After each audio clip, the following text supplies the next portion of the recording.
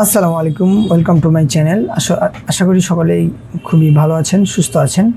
তো গত পর্বে আমি আলোচনা করেছিলাম যে বুলিয়ান সম্পর্কে, এবং আজকের আলোচনার বিষয় হলো যে ইফ এলস যে কন্ডিশন আছে সেই কন্ডিশন সম্পর্কে। তো আমরা কন্ডিশন মেকিং শিখব প্রোগ্রামিংয়ে এখন, যে কীভাবে আমরা আমাদের কন্ডিশন মেকিং করতে পারি আমাদের প্রোগ্রামিংয়ে, আমাদের জাভাতে। তো দেখেন এখানে সিনট্যাক্স কীরকম হবে সেটা আমরা একটু দেখে নিই।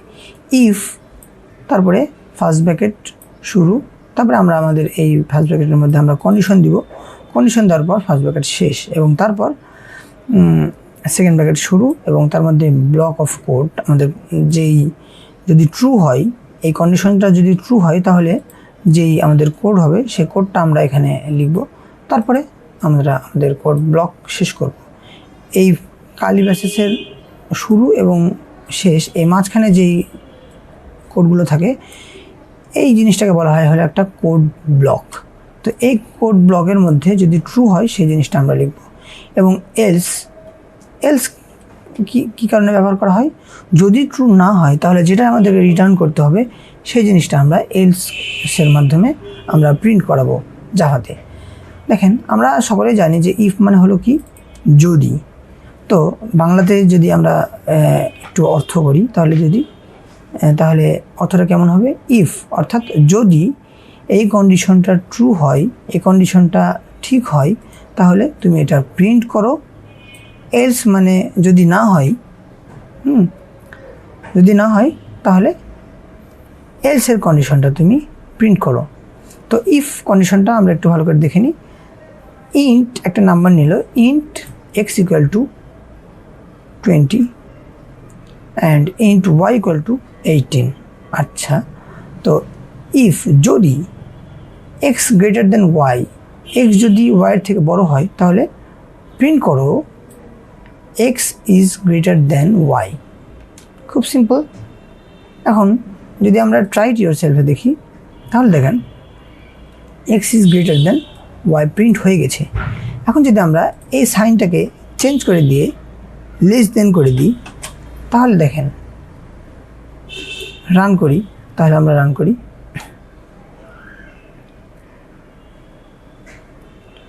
একটু সময় নিচ্ছে।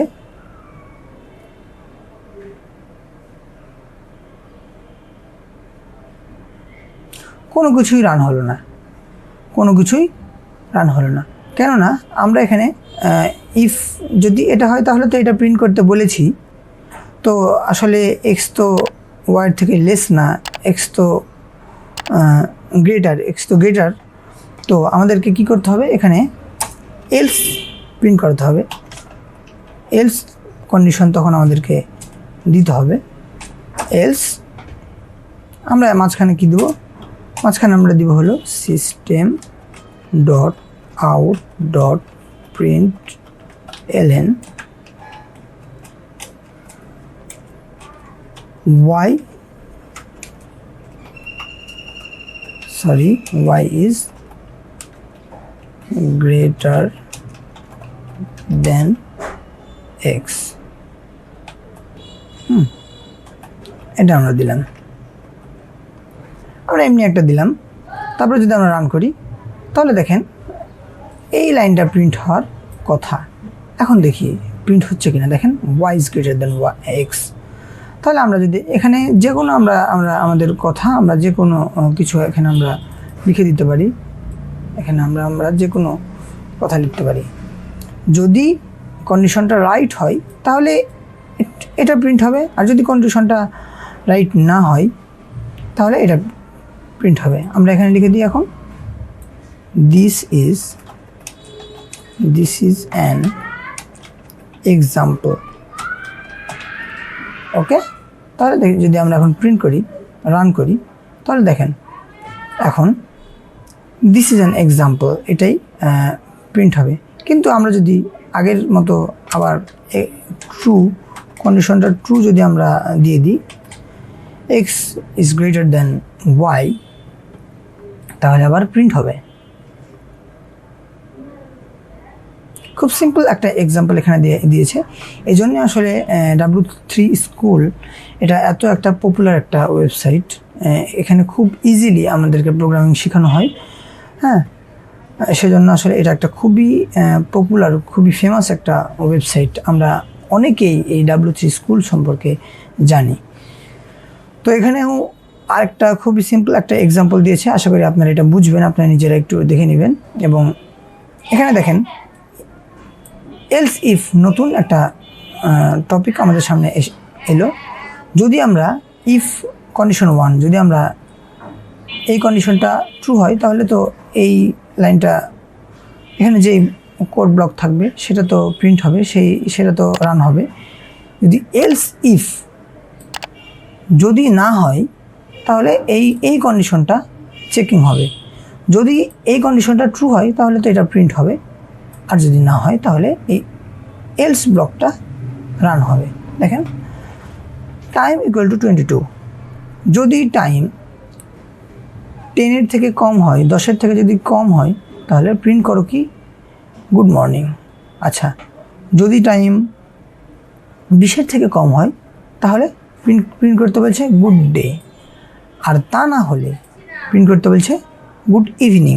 আচ্ছা, এখানে টাইমটা দেওয়া আছে 22, অর্থাৎ 20-এর থেকে ছোটও না, 10-এর থেকে ছোটও না। তাহলে এখন কি প্রিন্ট হবে?